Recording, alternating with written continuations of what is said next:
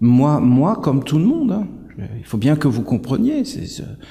On était dedans, on est dedans. On est pris par des mondes. D'arriver à être véritablement soi-même dans ce monde, mais c'est très très difficile. C'est la chose la plus difficile au monde, c'est d'être vraiment soi et pas réactif.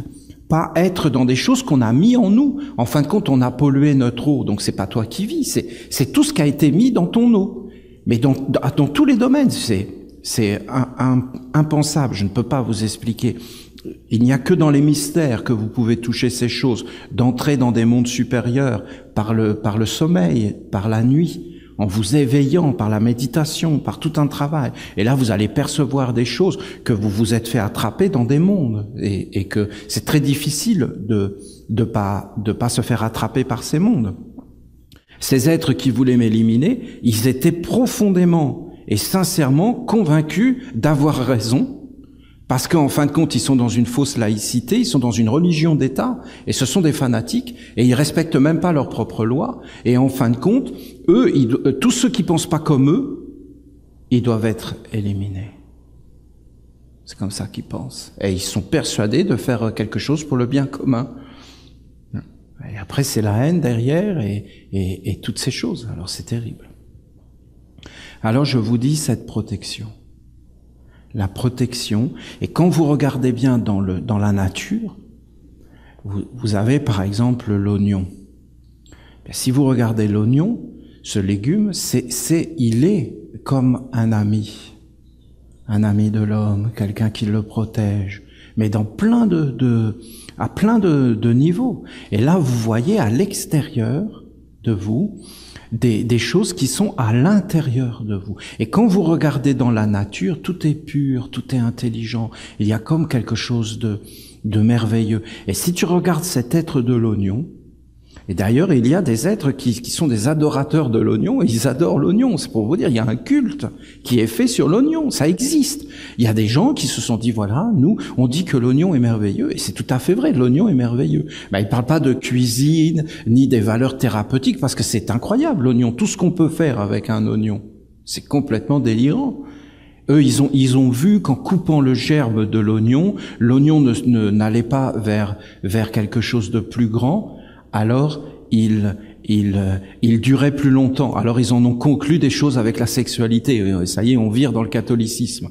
Et donc, ils se sont dit, voilà, si je garde ma semence, alors je vais vivre plus longtemps. Voilà les idées derrière. Bon, chacun a le droit de penser comme il veut, hein, mais bon, faut pas rentrer dans derrière si tu veux garder ta semence.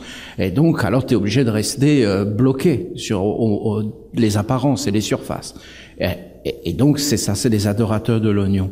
Moi, je vous dis que dans l'oignon, il y a cette chose de protéger, cette connaissance des enveloppes, et qu'il y a dans cet être quelqu'un qui est venu pour protéger les êtres. C'est quand même triste de ne plus le voir à tous les niveaux de l'existence. Il y a dans l'oignon ces mystères.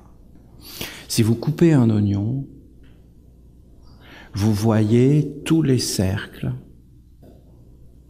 et vous voyez le centre, mais vous voyez ça dans beaucoup de choses.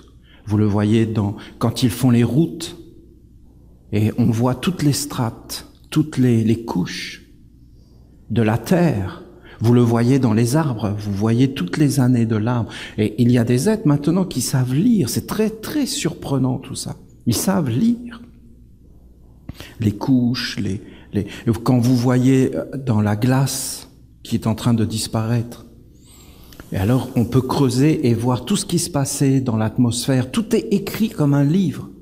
Il y a réellement un livre, comme disaient les anciens. Et maintenant, on est en train de le lire. Et il y a ces couches et ces choses. Et quand vous vous ouvrez à tout ça,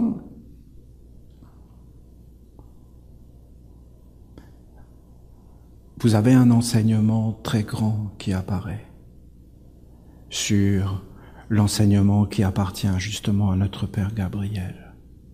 Nous sommes comme des enfants, de mettre des petits anges, de mettre une statue, mais en réalité, derrière, c'est une sagesse universelle, grande, sans frontières, divine, des dieux.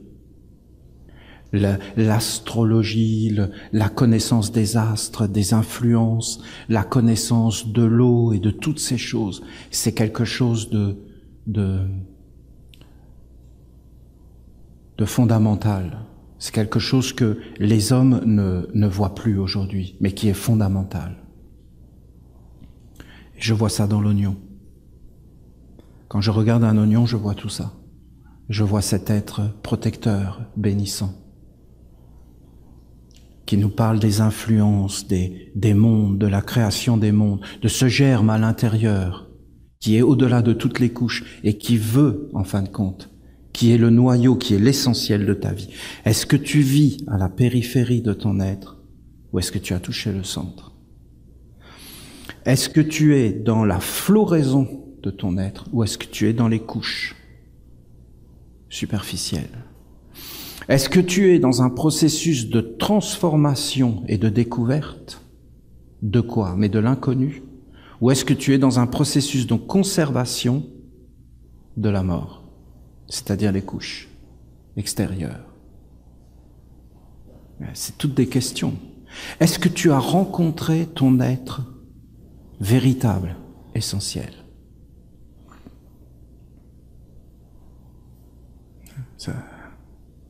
Voilà, c'est ce que dit un oignon. Moi, je protégeais la petite Salomé. Je l'entourais, j'étais une mère. Une mère sait faire ça, parce qu'une mère, elle sait que c'est vivant. Parce qu'elle sait qu'il y a un placenta, même si elle n'en est pas vraiment consciente, mais elle le sait. Et il y a ça. Et si tu t'ouvres sur la vision de la mère, que tous les hommes deviennent une mère, alors on rentre tout doucement vers le processus de la paix, parce que tu vas t'apercevoir que tout, absolument tout est vivant, absolument tout. Les pensées, les yeux, les oreilles, tout. Et là, tu entres dans la dignité de l'homme. Et là, tu vois que ça ne plaisante pas. La paix, c'est important. Si je perds le lien avec la paix, c'est fini. Si je perds le lien avec la pureté, c'est fini. Si je perds le lien avec la clarté, c'est fini. Je perds le lien avec la douceur, c'est fini. Je perds le lien avec l'harmonie, c'est fini, c'est fini. Je perds le lien avec la justice, je perds le lien avec l'éducation, donc en fin de compte avec tous les noms de Dieu de la ronde des archanges. Si je perds ce lien, c'est fini, parce que après je vais entrer dans des mondes souterrains, où il n'y a plus de justice, mais une parodie. Où il n'y a plus de sagesse, mais une parodie, tout devient faux, des faux semblants, c'est-à-dire c'est faux et on fait semblant de justice, on fait semblant d'harmonie, on fait semblant de paix, on utilise le nom de Dieu en vain, tu n'utiliseras pas mon nom en vain, mais en fin de compte on l'utilise dans la vanité, c'est-à-dire dans le rien, va comme le vide, le rien, et en fin de compte c'est le néant, et tout ça conduit au néant. Alors ça va très loin toutes ces histoires. Et alors là, vous pouvez comprendre des choses. Alors, est-ce que tu touches l'essentiel de ton être? Voilà. Alors, on peut le dessiner. C'est vraiment l'enseignement de Gabriel. D'abord, vous avez l'oignon. Parce que Gabriel, en fin de compte, il est le placenta, c'est-à-dire le cercle. Le cercle de quoi? Mais de la création. Et dans ce cercle de la création, vous avez un cercle de la création. C'est un cercle, hein, même si moi je ne le fais pas comme un cercle, mais en réalité, c'est un cercle. Vous avez le grand cercle, et ça, c'est le placenta. Vous pouvez l'appeler comme vous voulez, vous pouvez l'appeler comme faisaient les anciens, le serpent. C'est-à-dire, en fin de compte, la vie, le mystère, la vie, l'eau qui est la vie, mais tout. C'est la totalité des mondes. C'est-à-dire un cercle de formation, un cercle, un ventre. Un ventre. C'est pour ça que vous trouvez les premières divinités qui ont été sculptées, c'est des mères enceintes, c'est des femmes. Parce que la femme, c'était l'univers, c'était la matière, c'était la matière, hein, la mère. Matière, vérité, la vérité, celle qui révèle les mondes, celle qui fait naître, celle qui enfante. Et tous ont vénéré la mère, celle qui met au monde, celle qui va protéger, celle qui va guider, celle qui va faire apparaître les choses et qui va révéler, qui va nous les montrer, l'Apocalypse. Apocalypse, ça veut dire montrer, révéler. La mère, celle qui montre, celle qui éduque, celle qui conduit, celle qui fait apparaître. Alors vous pouvez imaginer que c'est un grand oignon, c'est-à-dire un cercle de protection et de vertu et de bénédiction avec des couches. Vous avez des couches dans cet oignon. Vous avez ici par exemple, Gabriel en haut, c'est une façon de le dire. Hein. Après, vous allez avoir Raphaël ici. Après, vous allez avoir Uriel et Michael. Voilà, je le place comme ça. Et vous avez Dieu. Dieu, toute la création. Vous avez l'oignon tout entier, vous avez tout le cercle, vous avez tout le cosmos, vous avez toutes les influences. Après, vous pouvez dire bien que ici c'est le printemps, après c'est l'automne, après c'est l'été et l'hiver, mais on peut inverser, hein, Gabriel et Uriel, parce qu'on a tendance à mettre Uriel en haut, c'est vrai, mais là je le mets en bas. Et alors tu vois que il y a les mondes avec des couches de l'oignon. Si tu coupes l'oignon, tu vas voir tous les couches des deux côtés. Et tu vas voir au milieu ce germe comme une flamme. Ce germe au milieu. Et ce germe au milieu, c'est la rencontre des 28 ans. Et avant, tu es dans des couches. Et dans ces couches, c'est un peu gélatineux, un peu un oignon. Regardez bien ces choses et vous verrez, c'est comme des réservoirs de mémoire. Et tu es passé dans ces réservoirs de mémoire. Et vous avez tout un monde. C'était très très beau si vous regardez. Alors tu descends vers ta maturité. Mais en fin de compte, tu descends. Ça explique beaucoup de choses de notre vie. C'est révolutionnaire ce que je suis en train de vous révéler. C'est les anciens mystères. Tu descends. Et après tu remontes. Et heureusement qu'il y a la mort. Heureusement qu'il y a ce passage de couches, parce que sinon tu resterais bloqué, tu resterais dans des identifications. En réalité, tu es dans des influences, tu n'as pas trouvé ton être véritable.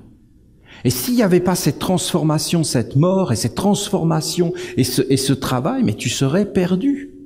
Parce que tu serais figé dans un monde, tu n'aurais plus aucune possibilité de t'en sortir. Parce que dans ce monde, alors on pourrait mettre les 12 signes du zodiaque, c'est-à-dire derrière vous avez les étoiles, vous avez les dieux, et vous avez comme un placenta avec les dieux qui viennent et qui parlent. Et alors là, ça change beaucoup de choses, vous comprenez beaucoup de choses qui étaient comprises avant. C'est-à-dire que tout ce que tu vois, c'est la parole des dieux. Un oignon, c'est la parole des dieux. Un arbre, c'est la parole des dieux. Le soleil, la lune, c'est la parole des dieux. Les planètes, c'est la parole des dieux. Je vous ai expliqué qu'on avait les planètes. Alors vous aviez la Terre, après vous aviez la Lune, après vous aviez Vénus, vous aviez Mercure, vous aviez le Soleil, le grand Soleil, c'est-à-dire le point central, l'éveil de l'être à l'intérieur de toi. De ce que tu es réellement, de ton être véritable. Parce que là, tu dois fleurir. Mais quand tu es ici, tu es dans des couches.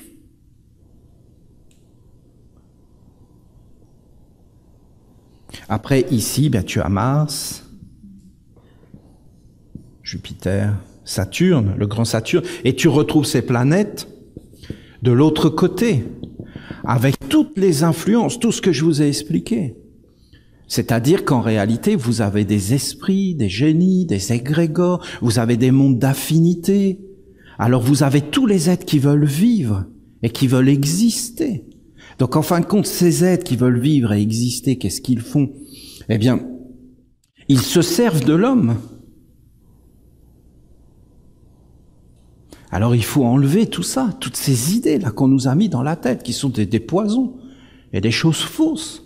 Erroné, que l'homme est important, que l'homme a une valeur, que l'homme est supérieur, mais il faut enlever tout ça, parce que ça nous tue. L'homme est ce qu'il est, c'est tout. C'est-à-dire, il est un instrument de monde supérieur ou inférieur, qui conduit vers la déchéance ou vers la lumière, vers la paix ou vers la guerre. Moi, je suis désolé, la guerre, c'est la déchéance. Vous prenez n'importe quelle situation, la guerre, c'est la déchéance. La guerre, c'est un processus de pourrissement et de recyclage de quelque chose qui n'a pas été offert à la lumière. un déchet, une déchéance, une chute, déchoir, chuter, déchéance, chute, recyclage, déchet, recyclage, la guerre et tout ce qui va avec. Tous les conflits, tout ça, sont en réalité des êtres qui viennent pour recycler et décomposer, ou alors des fois aussi pour briser. Pour briser. Et pourquoi briser? Pour que le germe puisse sortir. Donc les épreuves, les souffrances. Donc si tu écoutes la parole des archanges, c'est-à-dire les archanges, les grands êtres qui sont restés fidèles à Dieu, et qui entourent, et qui veulent entrer pour toucher le germe et éveiller. Mais il y aura toujours un monde de recyclage. Ouais, vous avez des couches de l'oignon. Et ces couches passent tous les mondes. Et après, ça change, ça s'inverse. Et là, vous remontez. Je vous en ai beaucoup parlé. Et là, vous avez le germe, c'est-à-dire, est-ce que tu vas aller vers le haut ou pas? Ou pas? Parce que là, tu t'individualises.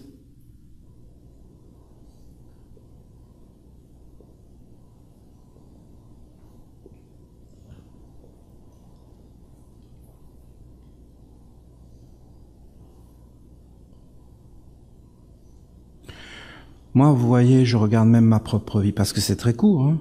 On est bien d'accord, c'est court. C'est pas court la vie d'un homme? Réfléchissez, voyons. On est dans un monde d'une sagesse incroyable, entouré, une perfection, une merveille. Pourquoi l'homme aurait si peu de temps pour faire les choses? Mais tout simplement, mes amis, parce que c'est pas lui qui les fait. Tu n'es pas si important que ça. Ce qui fait les choses, c'est pas toi, mais c'est tout ton être, tous les étages de ton être.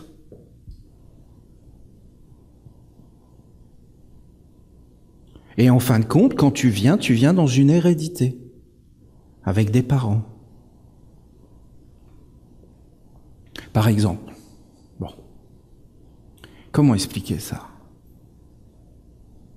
Il y a eu un temps où on attendait un enfant, eh bien cet enfant, quand il venait, c'était Dieu. C'était un Dieu. Dieu, non, mais un Dieu, oui. Et dès qu'un enfant venait dans une famille, c'était un Dieu. Un Dieu, vous vous rendez compte? Mais pour de vrai, un Dieu. Après, les hommes, ils se sont dit, bon, ils ont perdu ça. Et ils ont dit, l'enfant qui vient est un messager des dieux. C'est plus un Dieu, c'est un messager. Alors ils accueillaient l'enfant comme un messager. Non mais il fallait voir le truc. Il fallait voir le truc que c'était d'avoir un enfant, parce qu'on calculait tout. Vous aviez tous les astrologues, ils regardaient les astres, ils regardaient qui il était, qu'est-ce qu'il faisait, pourquoi il venait, où il venait, dans quelle famille il venait, qu'est-ce qu'était la famille, qu'est-ce que portait la famille. Ils regardaient toutes les influences de la famille, le père, la mère, la grand-mère, qu'est-ce qui était entré dans ces influences, qu'est-ce que ça faisait, comment il fallait que ça améliore, parce qu'ils savaient que ce qui se passe dans cette couche de l'oignon, ici, dans le côté familial, eh bien ça allait se répercuter dans toutes les couches après pour atteindre le germe. Et si le germe n'arrivait pas à maturation, alors le monde entrait dans un pourrissement. Et si le germe allait vers la maturation, alors c'était la vie qui venait. Et ils étaient tout le temps en train de chercher où est la vie, qui est celui qui va amener la vie, et ils cherchaient toujours l'incarnation du Fils de Dieu. Ce qu'on retrouve chez les chrétiens, avec les mages et les Égyptiens et tous ces êtres et les bergers, toutes les traditions. Et aujourd'hui, ce qu'on retrouve encore chez les Tibétains qui ont gardé cette tradition, puisqu'ils parlent de Rinpoché et d'incarnation et qui vont chercher des enfants spéciaux. Et qu'est-ce qu'ils font? Ils les enlèvent de leur famille et ils les mettent directement dans l'étape qui vient juste après, qui est en fin de compte la tribu, l'éducation. Ils l'extraient. Ce que fait aussi la société matérialiste moderne, c'est-à-dire que dès que l'enfant est né, il l'extrait du cocon familial pour le mettre dans l'éducation. Et les parents perdent leur autorité. Même si on raconte tout ce qu'on veut, on peut raconter tout ce qu'on veut, mais la vérité, c'est que les parents perdent leur autorité du soleil, leur autorité de la lune, parce que Quand tu es né, il y avait toute une astrologie familiale. Il y avait le grand-père, la grand-mère, les parents, et tu es né dans une famille bien précise, et ils avaient des rayonnements vers toi à travers leurs yeux, à travers toute leur attitude, et en fin de compte, ils étaient en train d'imprégner ta couche d'oignon. Tu comprends? C'est une astrologie vivante qui était là tout autour. Et après, ils t'ont extrait de ce cocon pour te mettre dans une autre astrologie de tribu. Et là, en fin de compte, normalement, t'étais toujours avec les mêmes. Mais là, t'es entré dans des mondes où, en fin de compte, il y avait des professeurs, des choses qui ont représenté des institutions, des autorités. Et ces professeurs se sont mis à rayonner vers toi des influences, des couches. Et ils ont imprégné ta couche. Est-ce que c'était pour te protéger? Quelles sont les intentions qui sont cachées derrière? C'est pourquoi? C'est pour qui? C'est pour quel génie? Pour quel esprit? C'est pourquoi? Et en fin de compte, ça a profondément agi sur toi. Profondément agi sur toi. Et après, par exemple, tu as eu 21 ans, après 21 ans, et là, voilà, à 21 ans, c'est une autre couche qui apparaît, c'est 21 ans, bon, 18, 21, écoutez, voyons, c'est à peu près pareil, on est d'accord, parce que ça a un peu changé. Mais avant, à l'origine, c'était 21, tu avais ta majorité. Donc ça y est, tu étais majeur. Et à 21 ans, qu'est-ce que tu rencontres? La justice. La justice. Parce que tu vas la rencontrer, la justice, à un moment donné. Et là, on te dit, attention, mon ami, tu fais pas ce que tu veux. Il y a la justice. Et la justice, c'est ça, c'est ça. Et si t'es pas conforme, alors tu vas rencontrer l'autorité, la justice, et t'es confronté à la justice. Ça peut être à 18 ans, ça peut être à 14 ans, ça peut être à 21 ans, ça peut être plus tard. Mais à un moment donné, tu vas être confronté dans ta vie à ces mondes, à ces couches de la justice, et là, on va t'imprégner. Et on va te montrer. On va te montrer que c'est comme ça, que la justice c'est ça, et ça va imprimer. Et quand tu vas arriver à cet âge de 28 ans, où là normalement tu dois faire sortir ton être véritable, ben, tu vas voir que... Et là normalement tu rencontres, je sais pas le nommer par exemple, et tu vas rencontrer ce qu'on pourrait appeler la politique. Tu vas rencontrer la politique. C'est comme une couche sur toi. Parce que c'est les mêmes, hein. La politique, admettons, la politique et tes parents, et les influences de Gabriel, c'est la même chose. D'accord? C'est l'astrologie. C'est les influences, c'est des astres, c'est des étoiles, c'est des rayonnements. L'oignon a une influence, les arbres ont une influence, le ciel a une influence, le climat a une influence, les êtres qui t'entourent ont une influence, les étapes de la vie ont une influence. Et tout ça est vivant. Vivant et agissant et t'emmenant dans des mondes. Et là, tu vas entrer dans un monde, par exemple la politique, et tu vas avoir une conscience politique. Et c'est quoi la conscience politique? C'est que tout ce que tu fais a une action et une réaction, et que tu n'es pas un petit bonhomme, une petite bonne femme isolée, mais qu'en réalité, tu es dans le monde entier. Et qu'en fin de compte, il y a des lois, il y a des êtres qui gouvernent ces lois, il y a des projets derrière, et tu vas rentrer dans ces mondes-là. Ou alors ça va s'éteindre, et tu vas pas trouver ton être. Et alors toute ta vie, tu vas faire semblant, tu vas vivre dans des couches, et tu vas vivre dans des images, et tu vas les reproduire ici. Parce que tu vas devenir ici un père et une mère. Et tu vas reproduire les mêmes choses. Parce qu'avant, par exemple, tu naissais dans une famille d'agriculteurs. Donc on savait que tu étais agriculteur.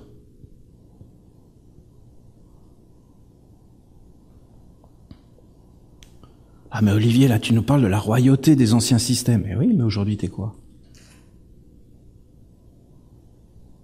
T'es quoi aujourd'hui? Il n'y a plus d'hérédité familiale, il n'y a plus de toutes ces astrologies. Avant, c'était un dieu qui venait.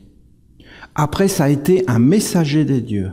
Après, on a dit, voilà, c'est un porte-parole des dieux. On écoutait, hein. On disait, attention, l'enfant, c'est un porte-parole des dieux.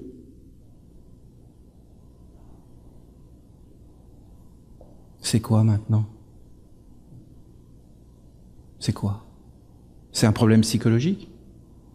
C'est quoi? C'est un manque affectif? C'est quoi aujourd'hui un enfant? C'est quoi? Il est accueilli comment aujourd'hui? Je ne dis pas que c'est facile, hein.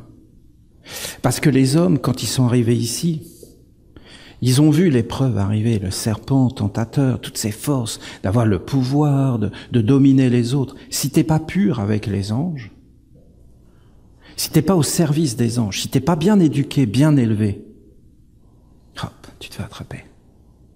Tu te fais attraper par ces mondes qui t'amènent dans la corruption. Et ils te corrompent. Je ne sais pas si ça résonne en vous. En fin de compte, je vous parle, moi, je vous dis, moi, je suis arrivé au monde. Je suis arrivé dans une famille. Oh là là. Oh, c'est lourd. C'est lourd, sérieux. Ils savent pas pourquoi ils sont là, ils savent pas, il y a plus de principe, il y a plus rien. Après, j'arrive à l'école. Non, mais attendez, non, mais oh. Mais qu'est-ce que c'est que ça? C'est pas que les gens sont méchants, c'est que c'est n'importe quoi. Mais c'est n'importe quoi globalement. Mais après, finalement, tu rencontres la justice. Comment tu veux faire? Eh bien là, on te met au pas. La ferme. Mais elle est où la justice? Parce que la justice, c'est que tous les êtres ont le droit de fleurir et d'être l'être véritable. Et en fin de compte, d'aller vers Dieu.